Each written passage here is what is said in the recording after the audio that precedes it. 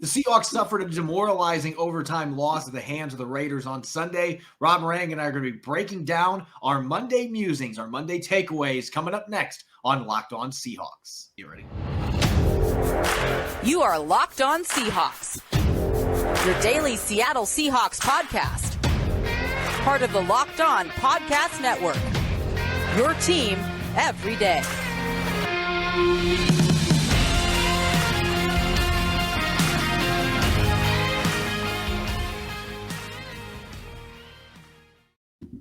Greetings, 12. This is Corbin Smith, your lead host for Locked On Seahawks. Joining me as always, my co-host in crime, Rob Rang. A special thanks to all the 12s out there for making Locked On Seahawks your first listen 5 days a week. We greatly appreciate it. We wish we were diving into a Victory Monday episode, but unfortunately, that is not the case after the Seahawks fell short 40-34 in overtime against the Raiders on Sunday, dropping to 6-5 and out of the playoff picture for now. Certainly not what they were hoping for coming out of their bye week. We're going to break down our Monday musings a bit more in-depth this week. There's a lot to talk about, so we'll do a whole segment on offense and a full segment on defense as well. We'll make up for the mailbag segment later in the week.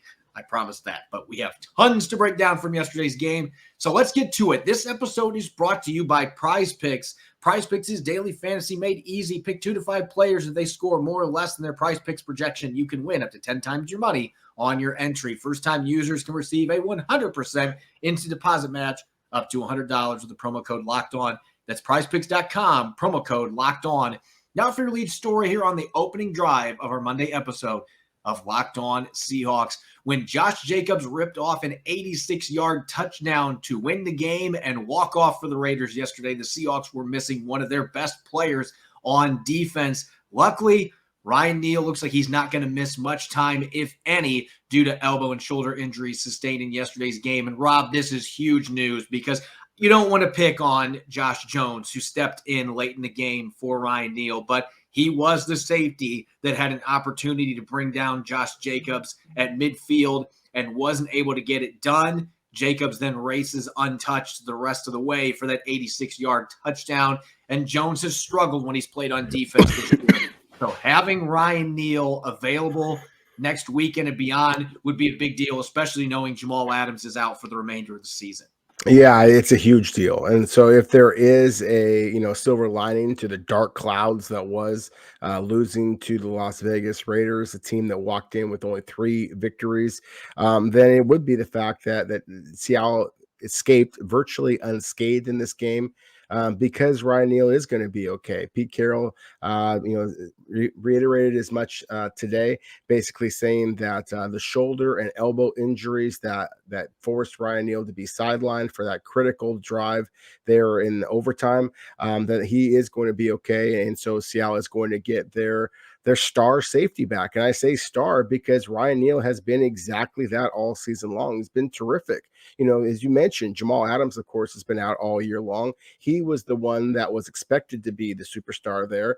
They bring back Quandre Diggs. He, of course, is a former Pro Bowler and has been one of the biggest ball hawking safeties in all of the NFL. Obviously had 2 interceptions against Derek Carr yesterday. But at the same time, in terms of consistent playmaking ability, consistently reliable open field tackling, Ryan Neal has been Seattle's best defensive back this season, with possibly the exception of the rookie Tariq Woolen, who's been spectacular. So to me, that is a big, big deal that the Seahawks are going to get Ryan Neal back. Unfortunately, the news is not quite as good with Johnson. Now I'm spacing on his name. Daryl Johnson, the defensive end, who Pete Carroll said is going to miss the rest of the season after surgery. So unfortunately, while the Seahawks did get Ryan Neal, or will have Ryan Neal back for this upcoming game, they are not going to have Daryl Johnson back for the rest of the season.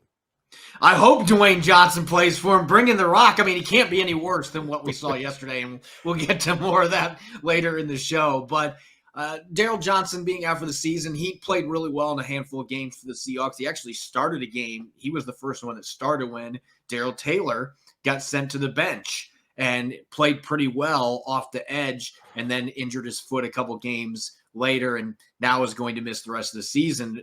Everybody was under the impression that he was going to have a chance to make it back this year, but with him undergoing surgery, that's not going to happen. The other positive news, though, same position group, another player that has not played at all this year, Alton Robinson, who's still recovering from a PCL injury he suffered late in the preseason. Pete Carroll made it sound like he's still got a decent chance to be back within the regular season time window off of the injured reserve list. They've not had him since week 1. Again, that injury happened in their preseason finale against the Dallas Cowboys. He had a pretty good preseason, and right now they could use any reinforcements they can get at the edge position. And Alton Robinson's been a pretty solid run defender his first 2 years in the league. So bringing him back down the stretch would be a nice addition in terms of depth. And Bruce Irvin's playing more snaps than Boye Mafe and Darrell Taylor right now. And I don't know that that's necessarily a good sign, even though Bruce Irvin's playing pretty well. That tells you where things stand in that position group right now. So any additional depth, especially guys that can defend the run that you can get, that would be a big deal. But really, at the end of the day, the Ryan Neal news is the biggest news for the Seahawks, because if he ended up missing time, and there's still maybe a chance that he doesn't play this next weekend against the Rams, Pete Carroll did hint that was a possibility because he's got a pretty bad bruise in his elbow. If he doesn't play this weekend, then they can go to Josh Jones or they can go to Joey Blount. And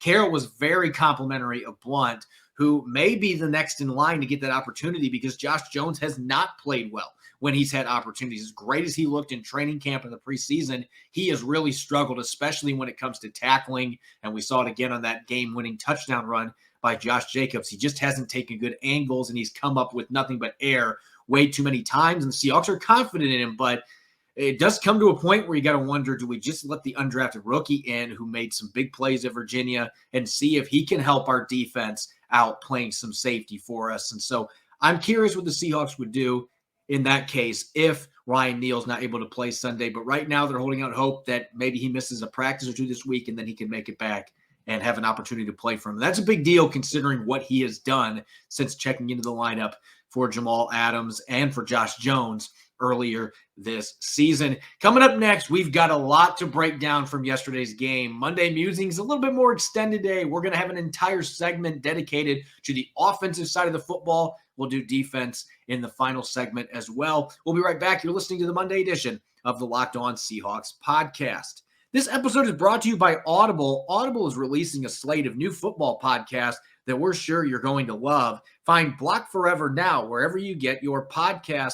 Block Forever is a brand new podcast from former NFL All-Pro Ryan Khalil and Audible. Khalil takes the conversation about football to the next level by giving football fans an insider's look at the game through the eyes of the greatest players and personalities of all time. Khalil sits down with star players, coaches, and former pros across the league to get real about what happens on the field and behind the scenes, inside locker rooms, during team meetings, and back at the hotel. You'll hear from the likes of Christian McCaffrey talking about his love-hate relationship with fantasy football, and Juju Smith-Schuster giving his most honest opinions on other players and positions around the league. Catch the full Block Forever series available anywhere you get your podcast. It's available everywhere now. Audible, get in the game. You're listening to the Monday edition of Locked On Seahawks. I'm your host, Corbin Smith.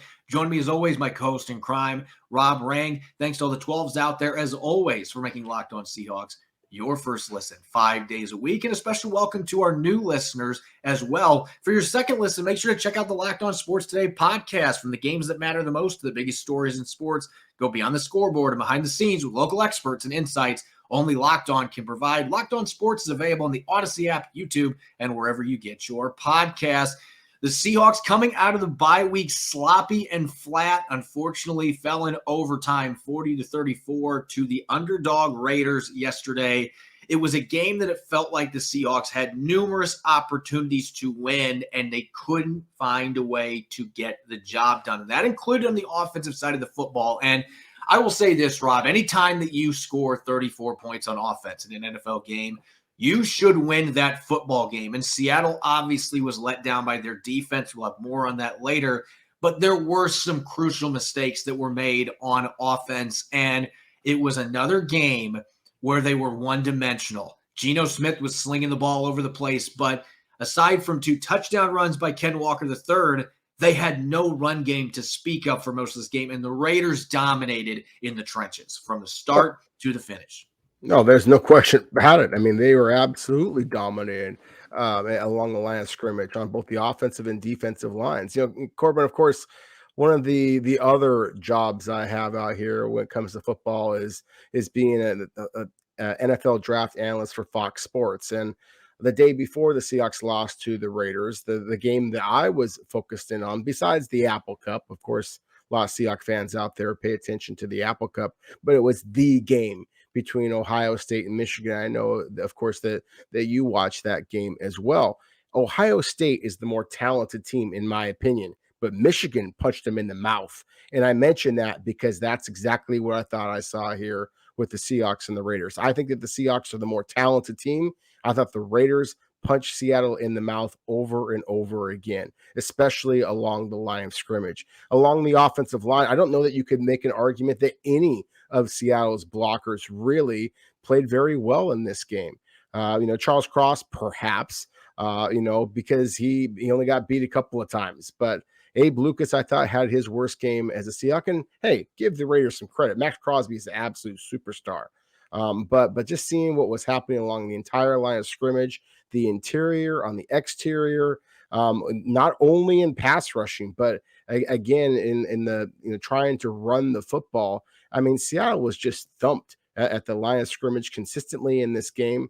They had a total of 6 first downs as running the football, and of course, a couple of those were Geno Smith sprinting ahead for runs. So you're right. I mean, Ken Walker got those 2 touchdowns, and so fantasy football enthusiasts out there are going to be pretty happy with what his performance was. But if you look beyond the touchdowns and just look at his 2-point-something average per rush, that really, to me, is in a nutshell why the Seahawks were unable to move the ball when they absolutely needed to. Pete Carroll talked about it after the game. In fact, I was the reporter that asked him about the running game because this has been something that we have talked about a few times the last couple of weeks. And I know that there have been a few games where they got off to a slow start and then Ken Walker III was able to get rolling in the second half. That second Cardinals game, for example, second half, he was able to get things going and take over that game. The line did much better late. Yesterday, you can't sugarcoat it, though. That was the worst game that this offensive line has played this entire season. And honestly, Rob, I don't think it's close. The rookies didn't look good. You could tell Abraham Lucas was not feeling good. I know that he was gutting through an illness that they put him on the injury report late on Saturday with. He ended up starting, played every single snap, but he did not look like himself. Even going against Max Crosby, he was getting bulldozed. Max Crosby was shooting past him consistently. He was getting dominated. He didn't look like himself in the run game either. But I thought the biggest problem, and this goes back to some discussions we had earlier in the season, Seattle in their 4-game winning streak didn't have to deal with near as many dominant players in the interior, particularly when they played the Cardinals. I mean, J.J. Watt, obviously. Watt is not the player that he used to be. The Cardinals gave them some fits up front anyway, but in those 4 games, they didn't have some of the opponents that they have faced in recent games. I thought Tampa Bay's front line was as good as any they're going to see with Vita Vea in there, Akeem Hicks. And I think the Raiders, I mean, I joked about this on Twitter, but this is exactly what it felt like yesterday.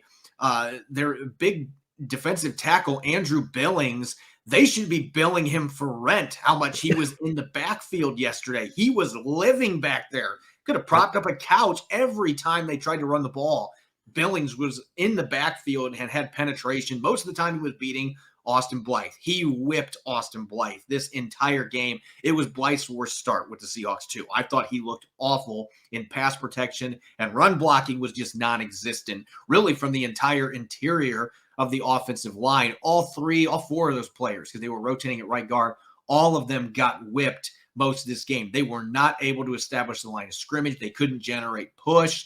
And that is a real problem. Pete Carroll wants to be able to run the football, and he wants to be able to stop the run. They couldn't do either one of those yesterday. And really, the run game has been more than inconsistent at this point. The last 4 or 5 games, most of the time, it's been ineffective. You take those 2 touchdown runs out of the equation yesterday, no rushing yards on the other 12 carries by Ken Walker III. They had 8 carries where he was limited to 2 or less yards. 4 of those were a loss, including a 13-yard loss that I know you could yell at Walker, why were you trying to extend that play when he got hit 5 yards in the backfield? But, he broke the tackle and he thought he had a chance to get to the outside. I have no issue with it. It just ended up magnifying the loss. But That's the kind of game that it was. They were dominated in the trenches on both sides. I thought it was even more apparent with their offensive line getting whipped up front, and that set them back behind schedule. That is the big reason that another game happened where they could not consistently convert on third downs. They get killed in the time of possession. I mean, all this stuff is a domino effect when you're talking football games, and the Seahawks just flat out got dominated up front. Worst game by the O-line this year. I agree, and I think that I've listened and read some people saying that Seattle's offensive line has been inconsistent.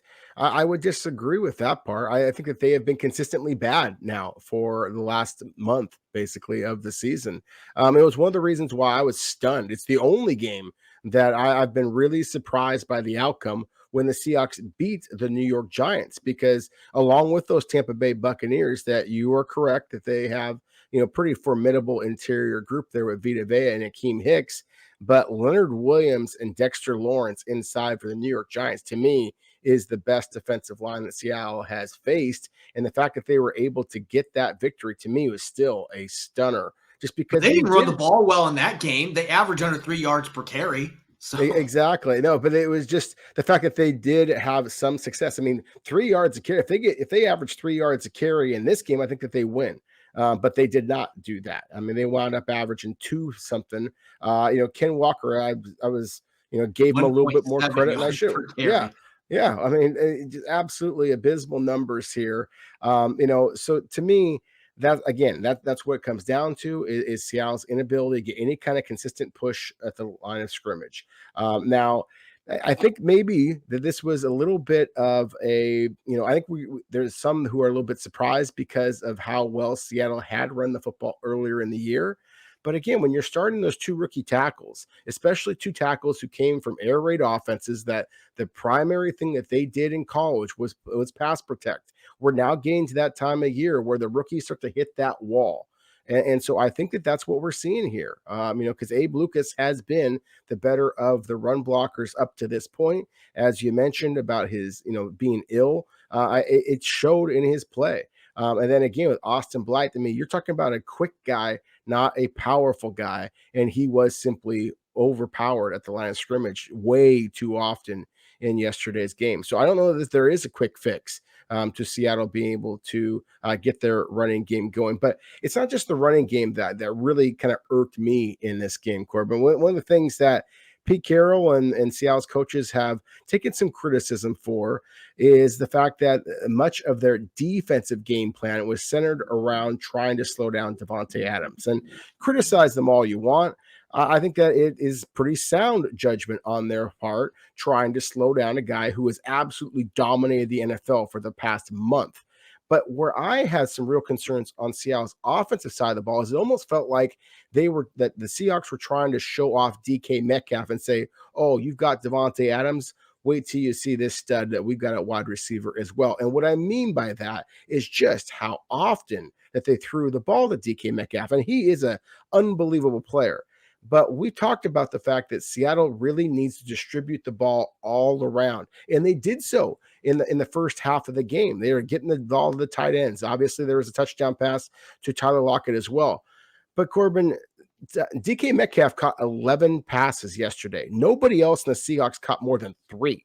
I mean, that to me is a huge, huge concern here. And then again, I really believe that one of the things that makes Seattle unique is the fact that they do have that 3-headed monster at the tight end position. I'll continue to say it. And the fact that they didn't have any receptions to the tight ends after halftime, I don't believe, maybe 1. But still, you ended up with, I believe, Noah Fant having 3 catches and Will Dissly having 1. 2 for Will Dissly. But still, 5 total catches from your tight ends. That, to me, is a huge problem. When we've seen Seattle's offense really hum is when their wide receivers and their tight ends have basically been a 1-to-1 type of ratio, not having one wide receiver get the bulk of the catches, especially when it's ruled that one of the most important catches was actually ruled not a catch. And that obviously was critical in Seattle's loss as well.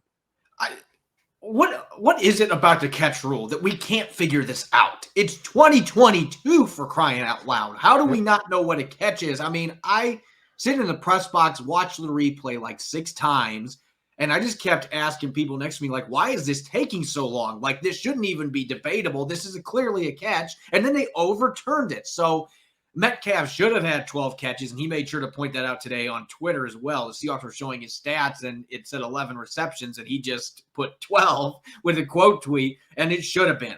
As far as I'm concerned, that was easily a catch. But again, the NFL doesn't seem to know what a catch is week to week, and they just can't fix that rule. I know there's some subjectivity to it, but still, it shouldn't be this difficult to know what a catch is. That was clearly a catch. So you can make some arguments Seattle got robbed with some calls that happened in this game, but nonetheless, they didn't execute when they needed to. I tend to agree with you a little bit that it felt early like they were force-feeding DK Metcalf. Maybe that's on Geno Smith. Maybe that's on the play calls. There was one possession where they ran the same play, 2 out of 3 plays, throwing a quick screen to Metcalf, and I think they got 3 total yards out of those 2 plays. Like, that is not the right way to maximize value out of DK Metcalf.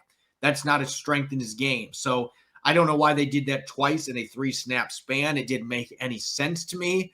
And the horizontal passing game they were trying to mix in there, it wasn't effective, but the middle of the field was open all game long. And when they took advantage of it, they were able to move up and down the field. And they had another drive that they lost with a botched handoff from Smith to Walker.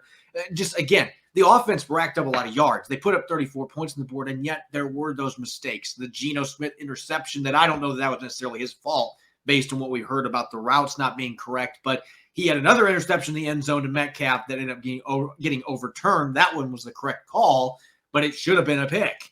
And so they did make some mistakes on the offensive side of the football that prevented them from winning this game. They weren't effective in the red zone, only got 10 points off the 2 interceptions by Quandre Diggs. I mean, we can keep going on and on. There were just too many mistakes in a game like this where the other team was having success scoring points. There were too many mistakes made by Seattle's offense. There were some questionable strategies in their play calling. And then, of course, you add in the call that didn't go in their favor with Metcalf on what should have been a catch that would have extended that drive.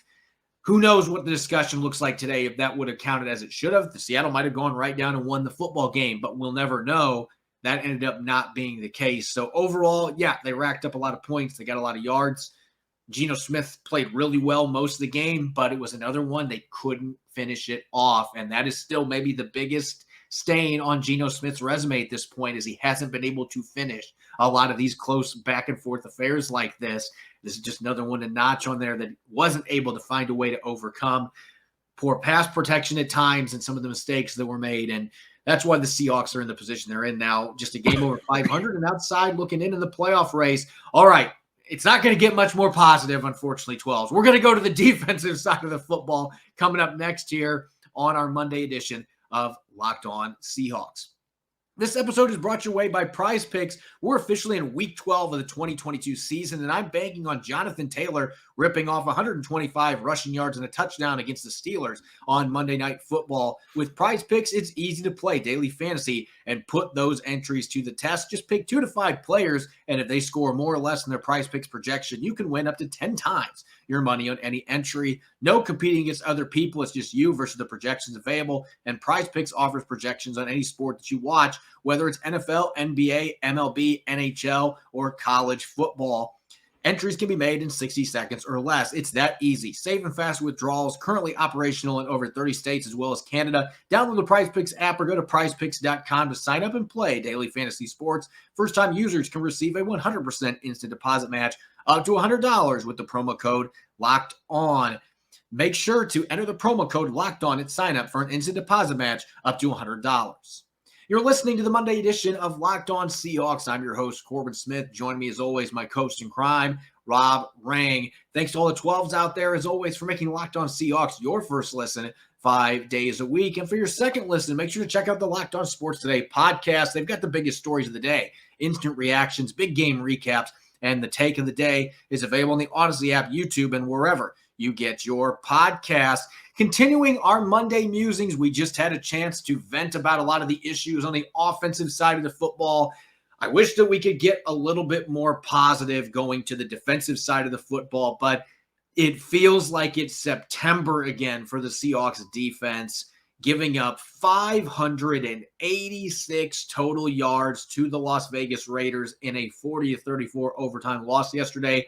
That is the third most yardage that the Seahawks have given up in a single game in franchise history. And what made it even more remarkable is what Josh Jacobs did to them as a one-man wrecking crew. 303 all-purpose yards yesterday. Also scored 2 touchdowns, including the game-winning 86-yard touchdown, just ripping the heart out of the fans at Lumen Field. You could hear a pin drop in the stadium as he finished off that stunning touchdown run. Jacobs was a one-man machine. Really, it was a blunt object running a 4-4 is really what the Seahawks were trying to tackle, and trying is the key word there because they really struggled to get him to the ground most of this game. No, they absolutely did. I mean, Jacobs was terrific. Entering the game, we did our last show of the week, our matchup Wednesday. I described him as kind of Marshawn Lynch-like, and I think that he showed even greater breakaway speed, although obviously Marshawn Lynch certainly had his share of spectacular beastquake-like breakaway runs.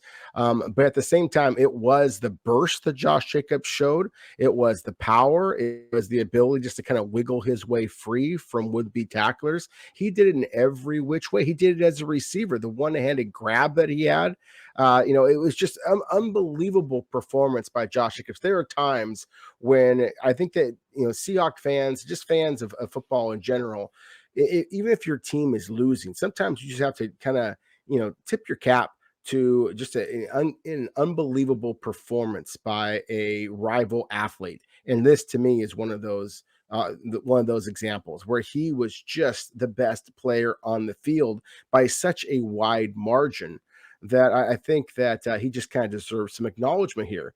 But at the same time, I also think that you have to put an awful lot of blame on Seattle and their inability at any level of defense to play any kind of consistent defensive football. I mean, whether it be at the point of attack, where again, just like how I thought that Seattle's offensive line got pushed around, defensively, they got pushed around a lot.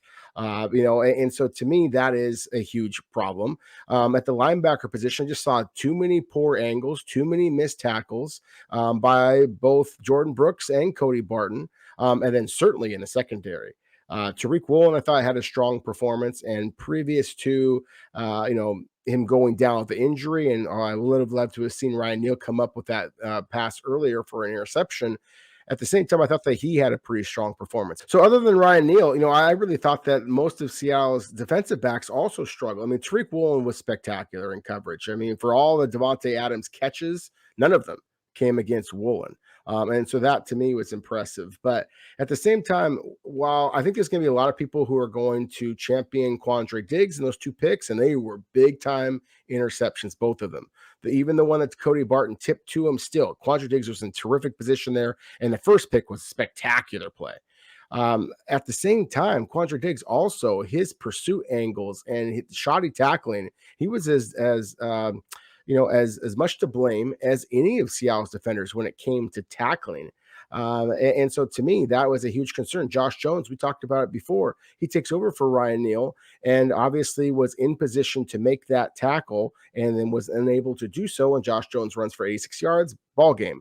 But Quandre Diggs should have been in position to make that play as well. So again, I just didn't think that there was anybody on Seattle's defense, not really, who had the spectacular performance that we have come to expect from a team that has ridden the big play on defense all season long. That is the biggest reason why they lost this game, obviously, not just the offense. Because as you said earlier, Corbin, you score 30 plus points, you really, especially at home, you really should emerge with a victory. Yeah, the biggest issues right now for this team, and it feels like broken records because the run defense has reverted back to what we saw the first month of the season where they were giving up 170 plus rushing yards a game. We're seeing that now the last 2 games, and teams are doing it a little bit differently. And Pete Carroll acknowledged that yesterday. They're running more 2-back offense, which me being a football purist, I'm loving that. I love seeing the fullback in there. But that game-winning touchdown, that was a simple ISO play with a lead fullback, and Jordan Brooks got blown up by the fullback. The front line got dominated. It was just one-on-one blocking. We are better than you. And that's what the Raiders did. They just were more physical and they imposed their will on the Seahawks. And then when Seattle did have a chance to bring down Jacobs, the tackling pursuit angles were bad, diving at his legs, not getting a good quality wrap, which if you do that on Josh Jacobs, he's going to run through it every single time. So it just feels like we're having this conversation all the time with this football team. Like, why can't they figure out their run fits? Because yesterday, I'm telling you, in the first quarter, they did a good job. Jacobs had 18 yards on 7 carries. But then after that, Jacobs ripped off a 30-yard touchdown run immediately following Geno Smith's interception. So they capitalized off that. And from that point on, it was at least 4 or 5 yards pretty much every carry, it felt like. And there were a few big plays the Seahawks made. They stopped him on a 4th down late in the football game. So it's not like they didn't get any stops on him, but for the most part, the Raiders were creating full highways for Josh Jacobs to run through. I mean, there were a few holes in that second half, Rob. I kid you not, the moving trailer that's supposed to be at our house tonight, they could have driven that through there, no problem. The Seahawks defense was giving up that big of creases in the run game, and that cannot happen, and it should not happen. The only way that happens on the field is if your run fits and your gap integrity are completely compromised, and that has been a problem for the Seahawks most of the season. It went away in that 4-game winning streak. I think that is starting to show it was more about the opponents they were playing, though, than them necessarily turning the corner, and that is a major concern. Just as much their inability to run the ball on offense, the inability to stop the run on defense, and setting up easy 3rd downs for opponents too. There's a reason the Raiders went 8 for 14 yesterday, and the Buccaneers went 10 for 15 2 games ago. They are having much more favorable 3rd down situations than what Geno Smith is having when the Seahawks are on offense. They're off schedule a lot of the time because their running on 1st and 2nd down is not successful most of the time. Opponents, though, they're getting 3 or 4 yards a pop every time they run the football. And if you do that on 1st and 2nd down, you are set up with quality 3rd down opportunities that are not near as difficult to convert. And that's why they can't get off the field. Again, all of this is a domino effect. And it's got to be giving Pete Carroll nightmares because that is like the exact opposite of the way he wants his team to play football. This is not the blueprint. This is not the formula that he has won so many football games doing. And they were able to do it for 4 games in a row. But now you got to wonder, is the personnel necessarily there for them to do it against quality football teams that can get physical with them? They haven't shown they can yet against those types of teams. No, they haven't. And that's why I'm becoming very pessimistic about how well the Seattle is going to be able to finish off this season, is because this does feel like a little bit of just a lack of physicality, a lack of toughness. And that when it starts getting cold, that's when, those teams that do have that toughness, do have that heart, are really going to kind of, play better when everybody else is starting to fold a little bit. And, Corbin, you and I try to stay positive on the show, even in the face of a loss like this one, a very disappointing loss. So I will kind of acknowledge a couple of players who I thought played well. As I mentioned before with Tariq Woolen, basically shutting down Devontae Adams when he was playing him in coverage. I think he wasn't targeted once when Adams was across him. They kept him on the other side of the field almost the whole game. Yeah, exactly. I mean, but not the entire game. There definitely were some opportunities there, and Derek Carr chose to look the other way. Another player that I want to make sure that we mention here is Al Woods. Al Woods was easily Seattle's most effective defensive lineman. He had 6 tackles in this game, which is basically triple what anybody else along the defensive line had for the Seahawks. He was one of the few defensive linemen who I saw pursuing with passion downfield, both laterally and downfield. A lot of times I saw Seattle's defensive linemen, once they got turned and sealed off, and they basically shut it down. And when you're going against a back who is as creative, and is willing to cut back against the grain as Josh Jacobs was, and then I thought that was really an indictment on Seattle's defensive lineman as well. So I thought that Al Woods, obviously Seattle's biggest man, still moving the way that he was, showing the effort that he showed to me. I think that he deserves some credit here. Poona Ford, of course, got a sack, but other than that, where the hell was Seattle's pass rush? This is a home game going against a team that with the Raiders that that Derek Carr, while he is known for getting the ball out of his hands quickly, and that's obviously taking the same approach that Josh McDaniels is the head coach of the Raiders previously with Tom Brady for a long time. That they were going to copy that same type of style. But there were plenty of times there where Derek Carr had the ball in his hands for a long time, and Seattle just wasn't able to get home. We've touted Uchenna Nwosu so much. I mean, he had 2 tackles in this game. He was virtually non-existent, not quite as non-existent as Darrell Taylor, but darn close. And so that to me was really a stunner in this game. I thought that Seattle would be able to play a little bit more effectively in terms of rushing the passer, and certainly we didn't expect them to give up this many yards in run defense.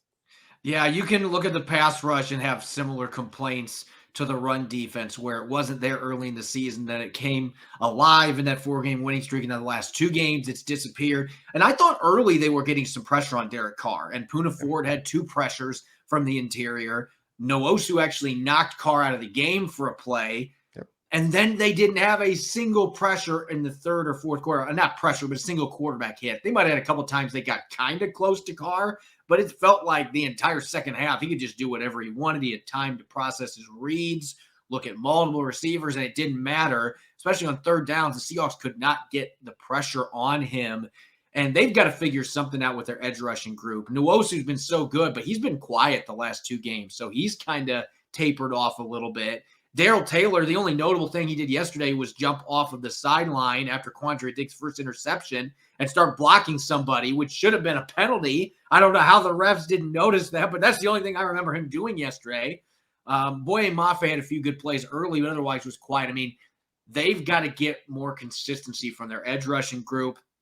And the interior guys, they're too hit and miss with the run fit stuff, and it's putting the linebackers into really bad spots where they're getting blockers climbing up against them, and then they're not shedding. I mean, it is a systemic problem. If this sounds like a broken record, this is what we were talking about the first 5 games of the season, and now it's come back with a vengeance these last 2 games, and it is a chance to unravel the season for this football team if they can't find a way to right the ship again. They did it earlier this year and got things fixed temporarily. Can they do it now against teams that have changed things up and they're getting that downhill running game with 2 running backs or having a tight end in the backfield, smash mouth football downhill? Can the Seahawks answer that call? It seems like now teams are giving their defensive linemen that they said was such a big key to them turning things around. Teams are using that against them now, and they are smacking them in the face. Can the Seahawks make the adjustments they need to be able to be physical enough and start to slow the run down? If they can't get that done, I don't care who the opponent is. Rams are not a good football team, but the Rams will run it down their throat. They'll find a way to scheme it up. They've got to get this fixed. There's reason to believe they can, but this does feel like a very critical point in the season for the Seahawks team, particularly on the defensive side of the football, where they seem to be going in the wrong direction now, heading towards Week 13 with 6 games left to play outside of the playoff picture. As always, you can follow me on Twitter at Corbin Smith NFL. You can follow Rob at Rob Rang. Make sure to check out Locked On Seahawks and Apple Podcasts, Google Podcasts, Spotify, and streaming 5 days a week on YouTube. Coming up tomorrow, we'll have our weekly Tuesday show, Tell the Truth Tuesday. There's a lot of truths that need to be told about this football team coming out of this ugly overtime loss, and maybe some positivity coming out of tomorrow's show as well. Didn't have a chance to get much of that today, but that happens when you lose an overtime game to a team that was 3-7. We hope you'll be joining us. Enjoy the rest of your Monday. Thanks for listening. Go Hawks.